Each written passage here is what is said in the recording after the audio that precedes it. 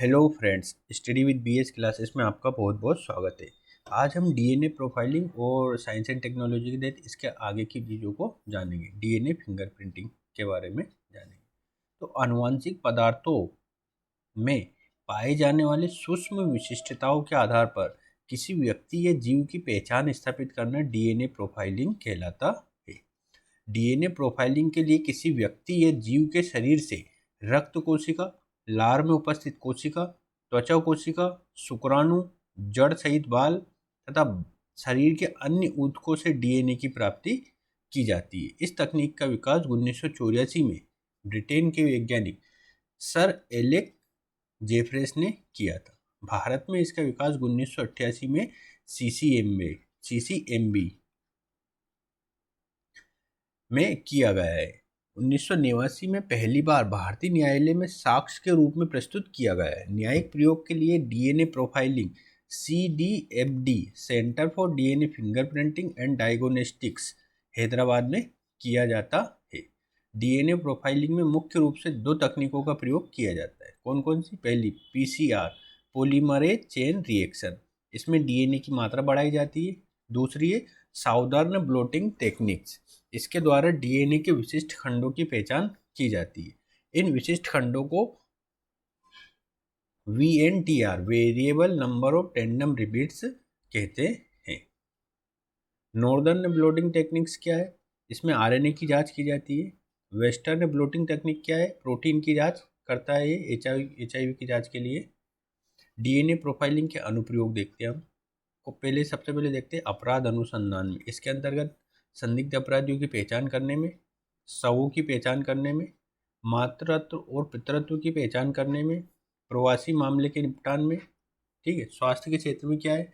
आनुवांशिक रोगों की पहचान में तथा वंशावली विश्लेषण में, जैव विविधता के संरक्षण में। इसके द्वारा जानवरों की पहचान की जा सकती है। अवैध रूप से तस्करी किए गए जानवरों के अंग डीएनए प्रोफाइलिंग के द्वारा उस जानवर के मूल निवास क्षेत्र की पहचान की जा सकती है। यह आंकड़े तस्करों को सजा दिलाने और संरक्षण कार्यक्रम को बल देने में सहायक होता है। डीएनए प्रौद्योगिकी विनियमन विधेयक 2018। इस विधेयक का मुख्य उद्देश्य अधिकृत एजेंसियों को डीएनए के नमूने एकत्रित करने, डीएनए प्रोफाइल बनाने तथा अपराध के मामलों में फोरेंसिक जांच के लिए विशेष डाटाबेस तैयार करने की अनुमति देना है। इस विधेयक के द्वारा अपराधों के जांच दर में बढ़ोतरी के लिए डीएनए आधारित फोरेंसिक तकनीकों को लागू करना है।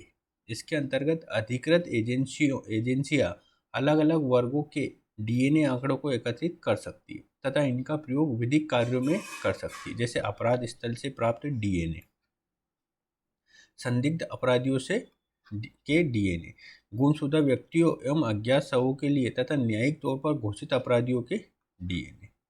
इसे बल देने के लिए देश भर में डीएनए डाटा बैंक तथा प्रयोगशालाओं की स्थापना की जाएगी, जिसका नियंत्रण डीएनए डाटा बोर्ड के द्वारा किया जाएगा।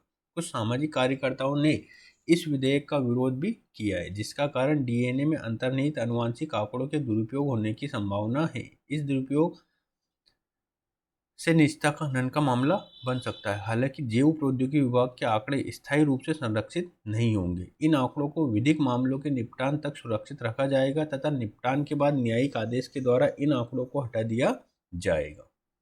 जुलाई 2018 में इस विधेयक को केंद्रीय मंत्रिमंडल ने मंजूरी दे दी है। अब इसे संसद में पेश कर कानून में बदला जाएगा। किसमें बदला जाएगा? कानून में बदला जाएगा। अब हम जानेंगे पॉलीग्राफी, जिसे लाइव डिटेक्टर टेस्ट भी कहते हैं। इसका आधार झूठ बोलते समय व्यक्ति के शरीर में होने वाले सूक्ष्म परिवर्तनों का अध्ययन करना है। सामान्यतः झूठ बोलते समय व्यक्ति के सांस लेने की गति, हृदय की गति, शरीर का तापमान, पसीने का स्राव आदि बढ़ जाता है। विभिन्न उपकरणों से परिवर्तन से संबंधित आंकड़ों का विश्लेषण किया जाता है तथा व्यक्ति के झूठ बोलने की संभावनाओं का पता लगाया जाता है। इस पद्धति की विश्वसनीयता कम है और न्यायालय इसे साक्ष्य के रूप में मान्यता नहीं देता है। इसकी उपयोगिता अपराध अनुसंधान को दिशा देना मात्र है। नेक्स्ट आता है नार्को एनालिसिस, जिसे ट्रुथ सीरम टेस्ट भी बोलते हैं। Truth serum test. इस प्रक्रिया का आधार नशीले पदार्थ के प्रभाव में अर्ध चैतन्य मस्तिष्क से सूचनाओं को प्राप्त करना है।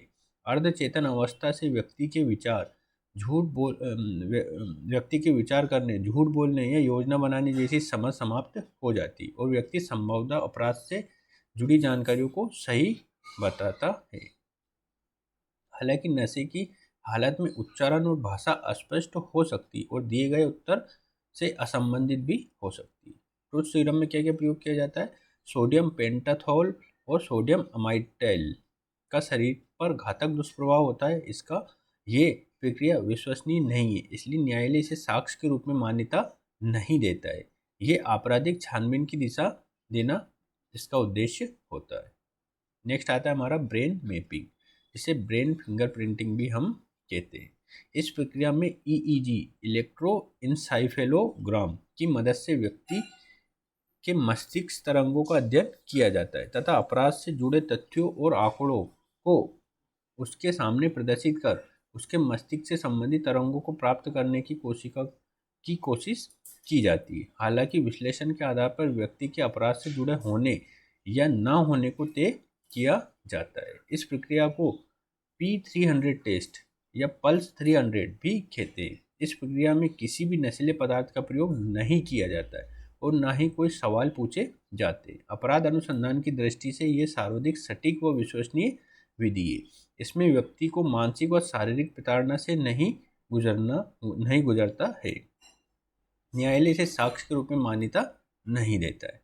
अब आता है एक महत्वपूर्ण भारतीय संविधान का आर्टिकल 20 सब क्लोज 3, है ना। इसके अनुसार किसी व्यक्ति से प्राप्त सूचना का प्रयोग उसी व्यक्ति से जुड़े सबूत या गवाह के रूप में पेश नहीं किया जा सकता है। इस आधार पर पॉलीग्राफी, नार्को टेस्ट और ब्रेन मैपिंग को न्यायालय साक्ष्य के रूप में मान्यता नहीं देता है।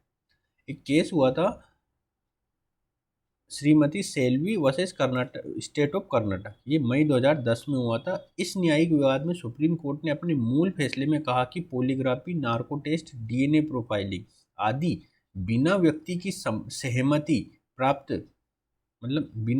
सहमति प्राप्त किए नहीं किए जा सकते। मतलब इन टेस्टों को अगर व्यक्ति की सहमति नहीं है तो इनको अपन नहीं कर सकते, है ना। व्यक्ति की सहमति से ही इन को किया जा सकता है। किस किस को? Polygraphy, narco test, DNA profiling किया जा सकता है यदि व्यक्ति सहमत है तो। अब आता है नेक्स्ट हमारा डोपिंग। डोपिंग में आता है केमिकल डोपिंग, क्षमतावर्धक दवाएं, रसायनों, हार्मोन का प्रयोग। ब्लड डोपिंग, किशोरों के रक्त को शरीर में डाल दिया जाता है, ब्लड डोपिंग। जीन डोपिंग के अंतर्गत क्या होता है? ये डोपिंग की नवीनतम विधि है जिसमें मानव शरीर के किसी आनुवंशिक लक्षण को या जीन को जैव तकनीक के द्वारा आवर्धित कर दिया जाता है, जिससे शरीर में ऐसे रसायनों की मात्रा में वृद्धि होती है जो शारीरिक क्षमता को बढ़ाकर खेलकूद प्रदर्शन को सुधार देते हैं, है ना। जैसे IGF, इंसुलिनो ग्रोथ फैक्टर, अस्थि और मांसपेशियों का विकास में ये बढ़ावा देता है। एर्थोप्रोथीन RBC और हीमोग्लोबिन की मात्रा को अधिक करता है। वर्ल्ड एंटी डोपिंग एजेंसी वाडा के अनुसार जीन डोपिंग का प्रयोग कुछ खिलाड़ियों के द्वारा किया गया है, लेकिन उपयुक्त जांच तकनीक नहीं होने के कारण इसकी पुष्टि नहीं हो पाई। अब आता है हमारा बायोमेट्रिक।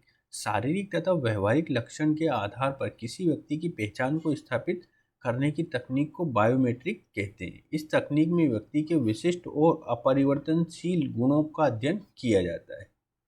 शारीरिक कौन कौन से होते हैं? Face photo, iris pattern, fingerprint, retina scan और ना पाल्म स्कैन, ठीक है। फेस, आइरिस और फिंगरप्रिंट ये आधार कार्ड में है। व्यवहारिक केंद्र से जैसे आवाज़, उसकी चाल, बॉडी लैंग्वेज कैसी है, इस चीज़ों का प्रयोग किया जाता है। बायोमेट्रिक का उपयोग बैंकिंग सेवा, बायोमेट्रिक ATM, ई-कॉमर्स, ई-बैंकिंग जैसे क्षेत्रों में किया जाता है, जिससे वित्तीय लेन देन सुरक्षित होती है। बायोमेट्रिक के प्रयोग से सूचना प्रणाली और इंटरनेट को सुरक्षित बनाया जा सकता है, साइबर क्राइम को रोका जा सकता है और बेहतर सामाजिक सुरक्षा को स्थापित किया जा सकता है। बायोमेट्रिक प्रणाली और सूचना प्रौद्योगिकी के सहयोग से बैंकिंग, वाणिज्य और अर्थव्यवस्था का अभौतिकीकरण किया जा सकता है, जिससे वित्तीय पारदर्शिता स्थापित होगी। जीन थेरेपी क्या होता है? जीन थेरेपी जेनेटिक इंजीनियरिंग और जीन प्रतिरूपण पर आधारित चिकित्सीय विधि है जिसके द्वारा आनुवंशिक या असाध्य रोगों का उपचार किया जा सकता है। जीन थेरेपी में मुख्य तौर पर निम्नलिखित प्रयास किए जाते हैं। कौन कौन से? किसी त्रुटिपूर्ण जीन का पहचान कर, है ना, किसी त्रुटिपूर्ण जीन को पहचान कर उसे साइलेंट किया जाता है जिसे जीन साइलेंसिंग कहते हैं। किसी त्रुटिपूर्ण जीन को उपयुक्त कारकों के द्वारा मूल जीनोम से काटकर अलग कर दिया जाता है ना। तीसरा हमारा है आनुवंशिक संशोधन, जिसमें त्रुटिपूर्ण जीन को काटकर स्वस्थ जीन प्रतिरोपित किया जाता है। जीनोम एडिटिंग या जीन थेरेपी के 4 चरण है। कौन कौन से? रोग के लिए उत्तरदायी त्रुटिपूर्ण जीन की पहचान करना, किसी स्वस्थ जीनोम से सामान्य जीन को प्राप्त करना, वायरस या स्टेम सेल की मदद से सामान्य जीन को व्यक्ति के प्रभावित कोशिकाओं के जीनोम में प्रतिरोपित करना, प्रतिरोपण के बाद कोशिकाओं और ऊतकों को जीन अभिव्यक्ति के लिए उचित वातावरण प्रदान करना जिससे रोगी की स्थिति में सुधार होने लगता है। जीन थेरेपी का प्रथम परीक्षण 1990 में अमेरिकी वैज्ञानिक डॉक्टर फ्रेंच एंडरसन के द्वारा किया गया और इसके द्वारा SCID severe combined immuno deficiency disease का उपचार किया गया है। इस रोग में प्रतिरक्षा तंत्र अत्यंत कमजोर हो जाता है और सामान्य संक्रमण से व्यक्ति की मृत्यु हो जाती है। इसे बबल बॉय सिंड्रोम भी कहते हैं। क्या कहते हैं? बबल बॉय सिंड्रोम भी कहते हैं।